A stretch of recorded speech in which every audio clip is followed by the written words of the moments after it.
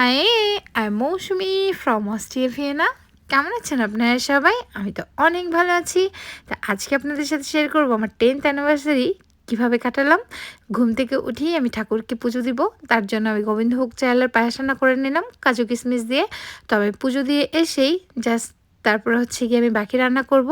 আজকের মেনুতে থাকছে এগ ফ্রাইড রাইস আর চিলি চিকেন। তো হচ্ছে গিয়ে সিম্পল মেনু। আমি কিছু মুরগির মাংস মানে বুকের অংশটা কেটে নিয়েছি চিলি চিকেন বানানোর জন্য। সাথে দিয়ে দিব আমি হচ্ছে কর্নফ্লাওয়ার, গোলমরিচের গুঁড়া, রেড চিলি পাউডার আর হচ্ছে গিয়ে আদা রসুন পেস্ট, একটু লবণ, একটা ডিম আর হচ্ছে একটি স্পেশাল মশলা যেটা হচ্ছে গিয়ে এখানে পাওয়া যায় গেমুজে ফুলফা নামে। তো আমি এটা দিলে আমার বেস্ট লাগে ফ্লেভারটা, তার সাথে আমি এটা দিয়ে জাস্ট ম্যারিনেশন করে রেখে দিলাম।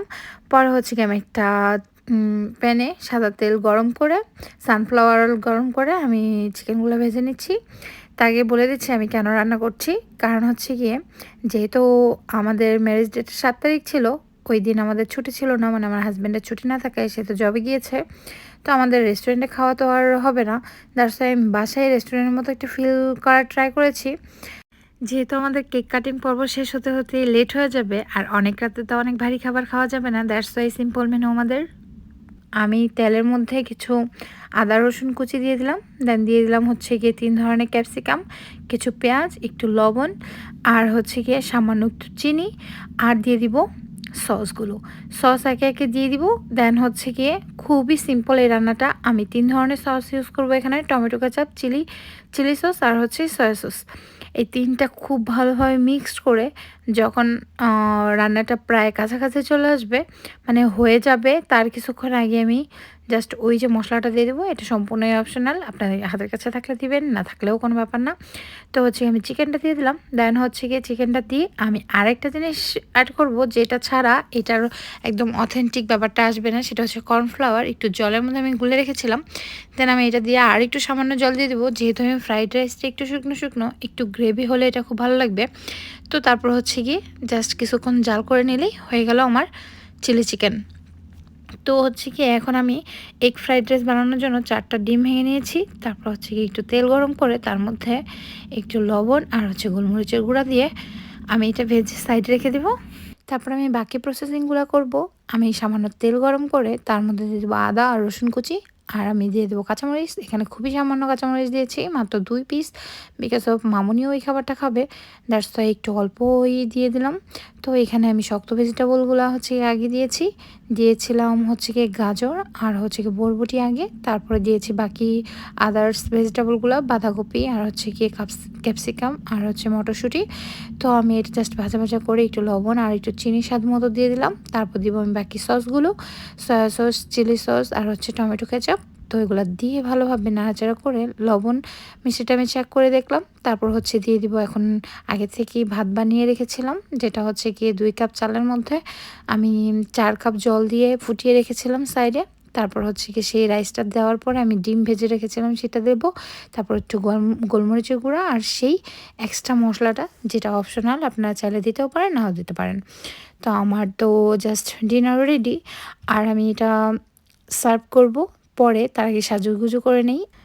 এই তো আমি সাজুগুজু করে এসে পড়লাম আর হচ্ছে কি আমার হাজব্যান্ড এসেই অনেক খুশি হয়ে গেল যে আমি সাজুগুজু করে বসে আছি। বিকজ অফ আগে থেকে যদি আমি রেডি হয়ে না থাকি, আমার হাজব্যান্ড আসার পর যদি আমি রেডি হই তাহলে অনেক লেট হয়ে যাবে, কারণ তার পরের দিনও তার জবে যেতে হবে। সো সেটা তো আমাকে দেখতে হবে, দ্যাটস ওয়াই আমি আগেই রেডি হয়েছিলাম। দেন আমার হাজব্যান্ড আসলে পরে তাকেও রেডি হতে বললাম।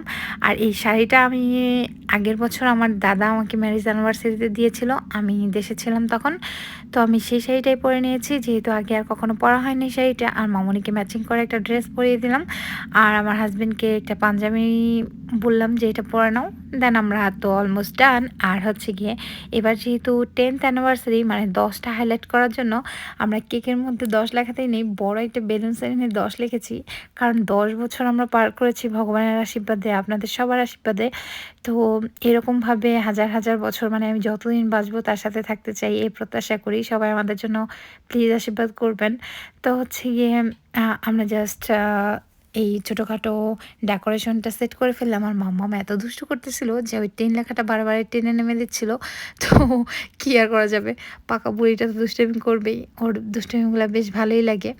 তো ও না করলে আর কে করবে। তবে সবথেকে ভালো লাগতেছিল ও যে এত এনজয় করে কি বলবো। একটা মজার কথা শেয়ার করি, ও কেকটা দেখে এত এনজয় করতেছিল কতক্ষণে এইখানে একটা থাবা মারবে, মানে ওর এই প্রত্যাশা কিন্তু একটু পরেই সফল হয়ে যাবে। তো জাস্ট আমাদের তো সাজুগুজু কমপ্লিট হওয়ার পরে আমি একটু দেখতেছিলাম কিভাবে কি হচ্ছে না হচ্ছে, আর একটুখানি ছবি টবি তুলে নিচ্ছিলাম। দেন এই যে আমাদের ডেকোরেশন সিম্পল একদম। আর কেকটাও আমাদের খুবই পছন্দ হয়েছিল। আমি আমার শাড়ির সাথে ম্যাচিং করে মানে হচ্ছে গিয়ে অর্ডার দিয়েছিলাম কেকটা।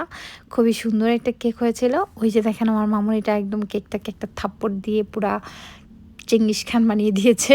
কারণ হচ্ছে গিয়ে ও জাস্ট আর ধৈর্য রাখতে পারতেছিল না। ও কতক্ষণে হচ্ছে কেকটা খাবে। তো অবশেষে আমরা কেক কাটার উদ্দেশ্যে বসলাম। দেন হচ্ছে গিয়ে একটা ফায়ার ক্যান্ডেলস জ্বালিয়ে নিলাম। আর মনে মনে একটা কথাই ভাবছিলাম, এই মানুষটার সাথে শুধু ১০ বছর না ১০ যুগ পার করতে চাই। কারণ হচ্ছে গিয়ে আমি অনেক লাকি এইরকম একটা মানুষ জীবনসঙ্গী হিসেবে পেয়ে। সত্যিই উনি খুব ভালো মনের একজন মানুষ। যাই হোক, মাম্মাম কিন্তু অনেক হ্যাপি ছিল। আর হচ্ছে গিয়ে একদম হাতে তালে দিতে থাকবে। বাচ্চারা হ্যাপি থাকলে তো এত ভালো লাগে কি বলবো। আসলে বাচ্চারা হ্যাপি তো তখনই হয় যদি বাবা মা হ্যাপি থাকে।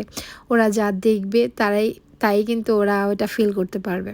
আর আমাদের এই হ্যাপি থাকার জন্য কিন্তু অনেক টাকার প্রয়োজন হয় না। সামান্য একটা কেক আর দুজনে মিলে কোয়ালিটি টাইম স্পেন্ড করাতে যে আমরা কতটা হ্যাপি ছিলাম কি বলবো। আমরা যারা বাইরে থাকি তাদের লাইফটা না একটু ডিফারেন্ট। যারা থাকে তারাই রিলেট করতে পারবে এখানকার জীবনটা কীরকম। ঘুম থেকে উঠে জবে যাও, জব থেকে এসে ঘুমিয়ে থাকো, মানে এত ব্যস্ততম একটা জীবন। তার মধ্যে এই ছোটোখাটো প্রোগ্রামগুলো যদি নিজেরা হলেও একটু সেলিব্রেট করা যায় তাতেই অনেক শান্তি। তো দ্যাটস ওয়াই আমি ট্রাই করি ছোটোখাটো প্রোগ্রামগুলা ছোট করে হলেও আমি জাস্ট পালন করতে। আমার বেশ ভালো লাগে। তো আমরা জাস্ট কেকটা এনজয় করলাম। কেকটা কিন্তু খুবই ইয়াম্মি ছিল। দেখতেই শুধু সুন্দর না, খুবই টেস্টফুল ছিল। তো আমরা কিছু কেক ঠিক খেয়ে দেন আমি আমার হাসব্যান্ডকে মজা করে বলছিলাম, আচ্ছা তুমি তো আমাকে রেস্টুরেন্টে নিয়ে গেলা না, এবার কি খাবা বলো? তো বলতেছে রেস্টুরেন্টে যাবা, তুমি গেলে চলো। পরে বললাম যে না, আমি তো রেস্টুরেন্টে যাব না এত রাতে। কিন্তু কথা হচ্ছে গিয়ে সামনের যে আমাদের ছুটির দিন সেই দিন আবার শিব চতুর্দশী থাকবে। তো দ্যাটস ওয়াই আমাদের সেই ছুটির দিনেও হচ্ছে গিয়ে আমিষ খাওয়া যাবে না। দ্যাটস ওয়াই আমরা সেই দিনও রেস্টুরেন্টে যেতে পারবো না। দ্যাটস ওয়াই আমি কিছু রান্নাবান্না করেছি তোমার জন্য, যদি তোমার ভালো লাগে। সে বলল এমনিই তো কেক খেয়ে পুরো ফুল হয়ে গেছি, তুমি আবার কি রান্না করলা? পরে বললাম এত কিছু বললে চলবে না, আমি যা রান্না করেছি তা কিন্তু আমাকে টিপস সহ খাবারের দাম দিতে হবে। মজা করে বলছিলাম আর কি। তো আমার হাজব্যান্ড বলল যে অবশ্যই দিব, সমস্যা নেই, বলো কী রান্না করছো। তো হচ্ছে গিয়ে পরে বললাম যে এগ ফ্রাইড রাইস আর হচ্ছে চিলি চিকেন। বললো ইটস এনাফ, কারণ রাত হয়ে গেছে প্রায় 2টা। এরপরে এর থেকে ভারী খাবার আর বেশি কিছু খাওয়া যাবে না। তো আমার হাজব্যান্ড গিয়েছিল ড্রেস চেঞ্জ করতে, মাম্মামটা তাকে টানতে টানতে নিয়ে আসলো। বললো হচ্ছে গিয়ে তুমি এখানে বসো মায়ের কাছে। পাকা বুড়ি যা করে কি বলবো আপনাদেরকে আর। তো আমি জাস্ট আমার ডিনারটা সার্ভ করে দিলাম।